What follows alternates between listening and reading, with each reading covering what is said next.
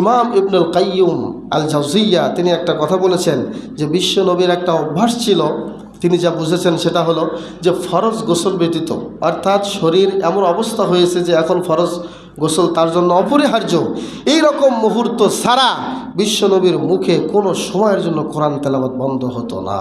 সুবহানাল্লাহ। রাস্তা দিয়ে হাঁটতেন, একটা তেলাওয়াত করতেন, মনে করতেন যে আমি হাঁটতেছি, মুখ বন্ধ রাখবো কেন, একটা সূরা তেলাওয়াত করি। কেমন নবী ছিলেন, কোরআনের সাথে তার সম্পর্ক ছিল কেমন। এবং এখান থেকে বোঝা যায় যে আমাদের আরও কত আগ্রহী হওয়া দরকার। একজন নবী হয়ে তিনি যে কোরআন রাস্তাঘাটে চলাফেরায় সর্ব অবস্থায় তেলাওয়াত করতেন, আর এখন আমাদের রাস্তাঘাট পার হয় আরেকজনের বদনাম করতে করতে, এখন আমাদের সময় পার হয় আরেকজনের গীবত করতে করতে। একটা সূরা, একটা দোয়া পারি না এটা করার জন্য যে রাস্তা দিয়ে হাঁটবো আর এই দোয়াটা বারবার রিভিশন দিতে চাইবো, এরকম মন মানসিকতা নাই। কারণ এই অন্তরগুলো আমাদের ওই যে মরিচিকা আছে না, যেরকম লোহাতে জং পড়ে যায় এরকম জং হয়ে গিয়েছে। অথচ এই জংটা দূর করার জন্য বিশ্বনবী দুইটা আমলের কথা বলেছেন। একটা হচ্ছে কাসরাতু যিকরিল মাউত ওয়া তিলাওয়াতুল কোরআন, বেশি বেশি মৃত্যুকে স্মরণ করা, আর বেশি বেশি কোরআন তেলাওয়াত করলে অন্তরের মরিচিকা আল্লাহ রাব্বুল আলামিন দূর করে দেন। সুবহানাল্লাহ। কিন্তু আছে আমাদের মাঝে এই আমল নাই। আব্দুর রহমান একটু টিস্যু দাও তো। সম্মানিত উপস্থিতি, তাহলে বিশ্ব নবী মুহাম্মদ রাসূলুল্লাহ সাল্লাল্লাহু আলাইহি ওয়াসাল্লামের সাথে কোরআন কেমন সম্পর্ক ছিল কোরআনের, তা তো আমরা বুঝতে পারতেছি। আপনারা কি বুঝতেছেন আমার বিষয়টা? আমি যে বিষয়টা ধরেছি, সাথে সাথে তিনি এমনভাবে তেলাওয়াত করতেন, রাসূল সাল্লাল্লাহু আলাইহি ওয়াসাল্লাম বলেছেন যে তোমরা সর্ব অবস্থায় তোমরা বাড়িটাকে তোমরা কবরে পরিণত করিও না।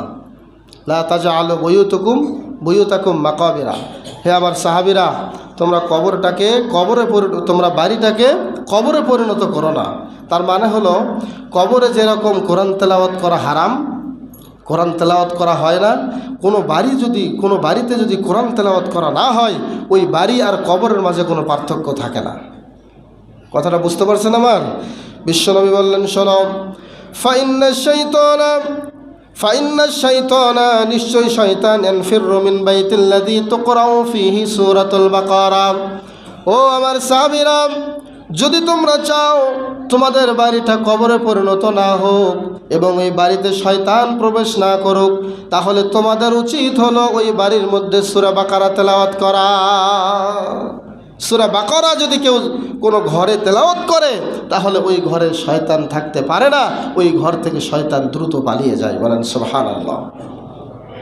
আমাদের উচিত, আমার ছেলেটা কোরআন তেলাওয়াত করতে পারে, ওকে বলার দরকার যে ঘরে বসে বসে সূরা বাকারা পাঠ করো। আমি পারি, আমার উচিত এই আমলটা করার দরকার। ঘরে বেশিক্ষণ, দু একদিন পর পরই, কোনো দিন এক সময় সুযোগ পেলেই সূরা বাকারাটা একটু ঘরে আমরা পড়ি। এজন্য বিশ্বনবী সূরা বাকারার খুব গুরুত্ব দিয়েছেন। তিনি বলেছেন, ইকরাউ সূরাতাল বাকারা, হে সাহাবীরা তোমরা সূরা বাকারা পাঠ করো, ফাইন্না আখাযাহা বারাকা, নিশ্চয়ই সূরা বাকারা যে পাঠ করলো সেটা তার জন্য বরকত হবে। ওয়া তারকুহা হাসারা, যে সূরা বাকারা তেলাওয়াত করবে না তার জন্য এটা আফসোসের কারণ হবে।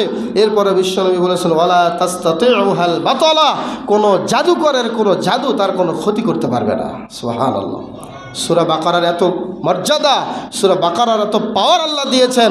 কেউ যদি সূরা বাকারা তেলাওয়াত করে, তার জন্য, তার বিরুদ্ধে কোনো জাদুকরের কোনো জাদু কোনো কাজ করতে পারবে না।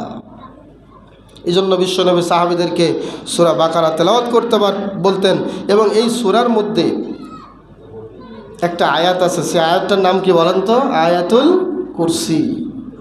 সর্বশ্রেষ্ঠ আয়াত বলা হয়েছে কোরআনের মধ্যে, সর্বশ্রেষ্ঠ আয়াত হচ্ছে আয়াতুল কুরসি। এই আয়াতুল কুরসিটা তেলাওয়াত করার ব্যাপারে বিশ্বনবী বলেছেন, মান করাআ আয়াতুল কুরসি দুবুরা কুল্লা সালাতিন মাকতুবা লাম ইয়ামনাহু মিন দুখুলিল জান্নাতি ইল্লাল মাউত।